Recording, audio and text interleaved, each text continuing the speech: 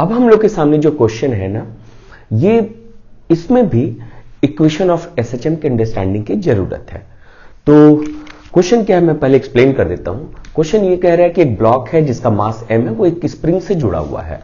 Spring constant k है, spring constant की value k है, और इस ब्लॉक को ये नेचुरल लेंथ पे जब होगा तो ब्लॉक अपने मीन पोजीशन पे कहा जाएगा, क्योंकि उस पर नेट फोर्स 0 लग रहा होगा, mg नीचे लग रहा होगा और नॉर्मल फोर्स ऊपर लग रहा होगा। स्प्रिंग कोई फोर्स नहीं लगा रहा होगा when the spring is at its natural length. ठीक है, तो ये किसका इक्विलिब्रियम पोजीशन होगा, इक्विलिब्रियम पोजीशन। अब क्वेश्चन में कह रहे हैं कि इस ब्लॉक को along the line of spring push करते हैं और x इक्वल टू -2a पे लाते हैं। मतलब x equal to 0 equilibrium position को कहा है, तो x इक्वल टू -2a पे लाते हैं। मतलब स्प्रिंग को कंप्रेस कितने से कर रहे हैं, 2a से। 2a डिस्टेंस से स्प्रिंग कंप्रेस हो गया और यहां से ब्लॉक को रिलीज कर दे रहे हैं। तो ब्लॉक को रिलीज कर रहे हैं तो ब्लॉक का मोशन स्टार्ट हो जाएगा। स्प्रिंग फोर्स इसको ऐसे इधर राइट की तरफ स्प्रिंग फोर्स लग रहा होगा, स्प्रिंग कंप्रेस्ड है तो ये इसको इधर पुश करेगा तो ब्लॉक इधर आएगा। यहां पे पहुंच के जब इक्विलिब्रियम पोजीशन पे आएगा तो नेट फोर्स तो 0 आ जाएगा, बट इसने वेलोसिटी गेन कर लिया होगा तो रुकेगा नहीं, आगे निकल जाएगा। अब आगे निकल रहा है तो अगर ये पूरा दूर तक इसको आगे जाने का रहता, फ्रीडम रहता, तो ये कितनी दूर जाता, वापस से x इक्वल टू 2a तक जाता एनर्जी कंजर्वेशन से, है ना। क्योंकि जब कंप्रेस किया गया है तो इलास्टिक पोटेंशियल एनर्जी हुई है हाफ k x स्क्वायर, मतलब 2a square. And mean position पे जब ये आया तो पूरी पोटेंशियल एनर्जी काइनेटिक एनर्जी में बदल गई है। जब ये वापस दूर तक जाता, जब इसको फ्रीडम रहता, तो वापस से same kinetic energy potential energy में कन्वर्ट होता, तो वही पोटेंशियल एनर्जी बनता जो यहां पे था, मतलब हाफ के 2a स्क्वायर बनता। तो x इक्वल टू 2a तक जाना था, लेकिन क्या हुआ, बीच रास्ते में ही वॉल लगा दिया गया। अब वॉल जो लगाया है तो ब्लॉक इससे टकराएगा, इसका मतलब यहां पे, और कोलिजन कह रहे हैं कि इलास्टिक कोलिजन होगा।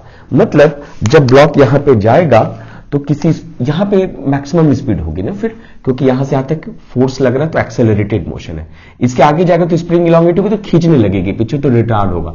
तो यहां से यहां तक एक्सेलरेटेड था तो मैक्सिमम पोजीशन होगा, मैक्सिमम स्पीड होगी। तो मीन पोजीशन पे वैसे ही बैक के मैक्सिमम स्पीड हम लोग पहले ही से सब जानते हैं। तो यहां पे जब ये पहुंचेगा तो किसी स्पीड से टकराएगा और फिर टकराने के बाद रिबाउंड होगा, तो पीछे की तरफ रिबाउंड होगा। इलास्टिक कोलिजन है सेम स्पीड से, तो सेम स्पीड से होगा तो वापस एनर्जी कंजर्वेशन से यहां तक आएगा, ठीक है ना। तो फिर यहां से जाएगा, फिर टकराएगा, वापस यहां तक आएगा, फिर जाएगा, वॉल से टकराएगा, फिर यहां तक आएगा। तो मोशन पीरियोडिक होगा। इस पीरियोडिक मोशन का टाइम पीरियड बताना है। अब इसमें भी, इस क्वेश्चन में देखो आप, तो ये पार्ट ऑफ एसएचएम है। क्यों? क्योंकि अगर ये वॉल नहीं होता तो इसको इधर जाना था, कहां तक जाना था, तो x is equal to 2a तक जाना था। तो x is equal to -2a से x is equal to 2a के बीच में इसका एसएचएम होना था। हम लोग इस टाइप का स्प्रिंग मास सिस्टम का एसएचएम पढ़ चुके हैं पहले। तो उसका टाइम पीरियड जो होना था वो हम लोग को पता था 2π√m/k होना था।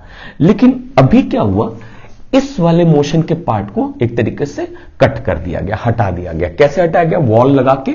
वॉल लगाने से बाकी मोशन पे कोई फर्क नहीं पड़ा। क्यों नहीं फर्क पड़ा, क्योंकि अगर ये वॉल नहीं होता तो यहां पे पहुंच की स्पीड v होती, तो ये ब्लॉक यहां पहुंचता, जब एक्सट्रीम पोजीशन पे वापस लौटता तो एनर्जी कंजर्वेशन से फिर से v हो जाती। हमने क्या किया, एक वॉल लगा दिया। तो वॉल लगाने से इलास्टिक कोलिजन अगर है तो टकरा रहा है v से, तो वापस स्पीड v मिल ही जा रही है। तो एक तरीके से और कोई किसी चीज पे फर्क नहीं है, वापस ये यहां तक आएगा। बस ये मोशन एक तरीके से अब नहीं हो रहा है, ठीक है। तो हम लोग को टाइम पीरियड निकालना है कि इस पीरियोडिक मोशन जो रिमेनिंग मोशन है उसका टाइम पीरियड कितना होगा। अगर ये वॉल नहीं होता तो टाइम पीरियड ये होता, ठीक है। तो इसको भी हम लोग कैसे करें, हम लोग ये तो कह सकते हैं ना कि ये अगर मोशन हो रहा है, यहां से ये वाला जो मोशन है, इधर यहां तक मीन पोजीशन तक जाना और वापस मीन पोजीशन से इधर एक्सट्रीम पोजीशन तक आना, ये तो अभी भी है। बस इधर x इक्वल टू 2a तक जाना और 2a से x इक्वल टू 0 तक आना नहीं हो पा रहा है, रादर x इक्वल टू 0 से a तक जाना हो रहा है और वापस a तक से ही लौटना हो रहा है। तो ये जो मोशन होगा ये पूरे एसएचएम का हाफ तो होगा। मतलब अगर मैं इस पूरे टाइम को मैं कह लूं t1 है, जो मीन पोजीशन के लेफ्ट हैंड साइड में ये मीन पोजीशन तक आना और मीन पोजीशन से यहां तक जाना, वो टाइम अगर t1 ले रहा हूं मैं, और इसके मीन पोजीशन से राइट साइड में ये जाना और x इक्वल टू ए तक जाना और x इक्वल टू ए से वापस 0 तक आना, ये टाइम अगर मैं t2 ले रहा हूं तो जो टाइम पीरियड होगा वो t1 प्लस t2 होगा। अब t1 हम लोग को पता है ना, आंसर निकालना है बस। तो ये t1 हो जाएगा, टोटल होता 2a से माइनस 2a से प्लस 2a, मतलब पूरा SHM कंप्लीट अगर होता तो टाइम पीरियड होता 2 pi under root m by K, तो अभी उसका हाफ होगा, है ना, तो हाफ मोशन तो अभी भी है, तो pi under root m by K, है ना। इधर मीन पोजीशन के लेफ्ट हैंड साइड में तो हाफ पूरा माइनस 2a तक जा रहा है, फिर 2a से यहां तक ये पूरा मोशन है। तो ये टाइम, ये वाला टाइम जो है लेफ्ट साइड वाला जो हमने शो किया वो ये हो गया। अब t2 निकालना है। t2 क्या होगा, 0 से a तक। अब देखो कुछ बच्चों को ना वैल्यू याद भी होगी। क्या याद होगी, अगर हम लोग देखें तो हमने एक सेशन में जिसमें हम लोग SHM equation of SHM discuss कर रहे थे, ये क्वेश्चन किया था कि मीन पोजीशन से हाफ ऑफ द एम्पलीट्यूड जाने में टाइम, मीन पोजीशन से हाफ। यहां पे भी क्या हो रहा है, अगर फ्रीडम होता तो एम्पलीट्यूड कितना बनता है इस SHM का, 2a के बराबर बनता है एम्पलीट्यूड। 0 से 2a इधर जा रहा है, 0 से माइनस 2 इधर आ रहा है, तो एम्पलीट्यूड 2a होता। और अभी क्या हो रहा है, 0 से a तक जा रहा है केवल। तो अगर हाफ ऑफ द एम्पलीट्यूड जाने का टाइम मीन पोजीशन से t/12 आता था, जहां पे t होता था टोटल टाइम पीरियड। तो यहां से यहां तक, अब जिस बच्चे को रिजल्ट याद है वो तुरंत कहेंगे कि t/12 होना है, और t कितना होना है, पूरा टाइम पीरियड जो होता तो होता 2 pi under root m by K होता, ठीक है, उसका 1/12 होगा, तो 1/12 into 2 pi under root m by K. ये तो ये टाइम होगा यहां से यहां तक जाने का। फिर इसी का क्या कर देगा, डबल कर देंगे तो लौटने का टाइम हो गया, है ना। t/12 टाइम था, x is equal to 0 to x is equal to a/2, amplitude का हाफ, एम्पलीट्यूड का हाफ, यहां तक जाने का टाइम जो था वो t/12 था, ये टाइम, ठीक है। तो अगर किसी को रिजल्ट याद है तो वो कह देगा कि ये टाइम तो लिख ही दिया इसने, और ये वाला टाइम जो है, जो 0 से एम्पलीट्यूड के हाफ तक जाने का टाइम था, उसको डबल कर देगा क्योंकि लौटने में भी उतना टाइम लगेगा फिर। तो ये आंसर, उसका आंसर हो जाएगा कि ये टाइम पीरियड बन रहा है इस पर्टिकुलर क्वेश्चन में। अब जिसको ये रिजल्ट नहीं पता है, जो यहां पे यूज किया हम लोगों ने, उसको निकालना पड़ेगा। तो क्या से निकालेगा ना, फाइंडिंग t2 कर रहा हूं मैं, फाइंडिंग t2। अब फाइंडिंग t2 क्या हुआ, फाइंडिंग t2 मतलब 0 से a तक जाने का टाइम। तो अब इक्वेशन का SHM का इक्वेशन लिख लेंगे, x is equal to a, amplitude क्या होता है आपने पढ़ा है ना, x is equal to a sine omega t। अगर मैं लिख रहा हूं तो omega t plus fine general, तो a एम्पलीट्यूड होता, तो यहां पे एम्पलीट्यूड क्या होगा, अगर पूरा SHM होता तो, वॉल नहीं होता तो 2a साइन ओमेगा t, और फाई की वैल्यू मैं 0 ले रहा हूं, मैं इस इक्वेशन को चूज कर रहा हूं। अब ये इक्वेशन सब लोगों को पता है कि अगर फाई की वैल्यू 0 है तो ये ऐसा SHM का इक्वेशन हो गया, उस ऑब्जर्वर के लिए हो गया जिसके लिए ब्लॉक टाइम काउंटिंग जब शुरू हुआ है ऑब्जर्वर के लिए, जब ऑब्जर्वर ने देखना शुरू किया है तो वो मीन पोजीशन पे है और किधर जा रहा है, पॉजिटिव एक्स की तरफ है। ये डिस्कशन हुआ था, है ना, इक्वेशन ऑफ SHM के सेशन में। तो x equal to a sine omega t, मतलब उस ऑब्जर्वर ने, जब ऑब्जर्वर ने देखना जब शुरू किया तो t इक्वल टू 0, जब उसके लिए टाइम काउंटिंग शुरू, जब उसने देखना शुरू किया तो ब्लॉक कहां पे थे, मीन पोजीशन पर, और किधर जा रहा है, पॉजिटिव एक्स पे।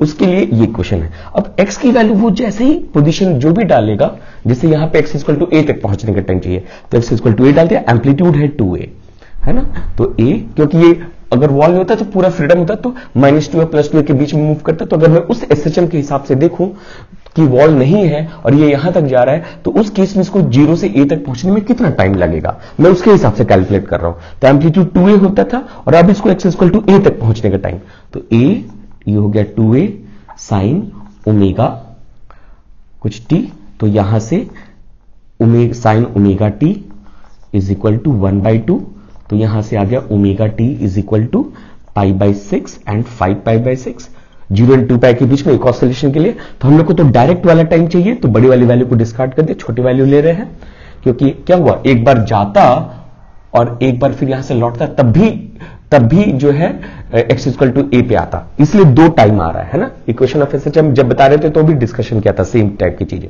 तो छोटी वाली वैल्यू हमें तो डायरेक्ट यहां से यहां तक का टाइम चाहिए, तो ओमेगा t की छोटी वैल्यू ले लिया। तो तो यहां से टाइम आ जाएगा पाई बाई 6 ओमेगा, तो ये पाई बाई 6 और ओमेगा टोटल टाइम पीरियड अगर टी है तो 2 पाई बाई टी, तो कितना जा रहा है टी बाई 12। तो ये टाइम लगेगा इसको हाफ ऑफ द एम्पलीट्यूड, मतलब अगर पूरा 2a तक जाता वॉल नहीं होता तो a तक आने में इतना टाइम लगेगा, पूरे टाइम पीरियड का 1/12। वही रिजल्ट हमने डायरेक्ट यहां पे यूज किया था। तो 0 से a तक जाने का टाइम इस केस में जब एम्पलीट्यूड 2a के बराबर है तो हाफ ऑफ द एम्पलीट्यूड जाने का टाइम t/12 लग रहा है मीन पोजीशन से डायरेक्ट यहां तक जाने का टाइम। तो जो यहां तक जाने का टाइम वही लौटने का टाइम, तो उसी को डबल कर देंगे। तो t1 टाइम तो हो गया ये वाला टाइम जो पूरा 0 से -2a जाना और -2a से फिर 0 आना, तो वो तो पूरे टाइम पीरियड का हाफ हो जाएगा, तो ये यूज कर लिया। और फिर 0 से हाफ ऑफ द एम्पलीट्यूड तक जाना, टाइम पीरियड हो गया t/12, सॉरी इसका टाइम पीरियड नहीं बोलना चाहिए t/12, और फिर इसको डबल कर दिया तो t पूरा टाइम पीरियड ये होता, उसका 1/12 फिर डबल कर दिया लौटने का टाइम, तो बेसिकली पूरा टाइम कवर हो गया, ये जाना फिर ये और फिर ये पूरा कवर हो गया। अब मोशन क्या होगा, रिपीट होगा, तो इसी को हम लोग कर देंगे क्या, ये टाइम पीरियड हो गया इस मोशन का।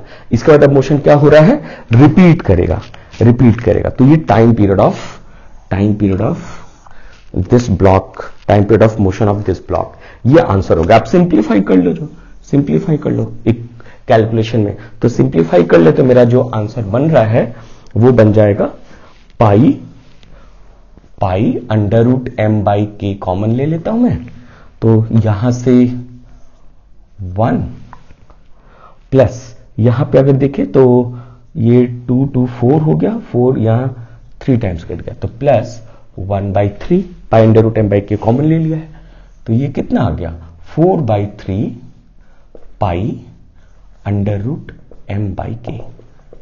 दिस इज आंसर, ये टाइम पीरियड हो गया इस क्वेश्चन में और ये आंसर आ गया बच्चों। क्लियर है बच्चों?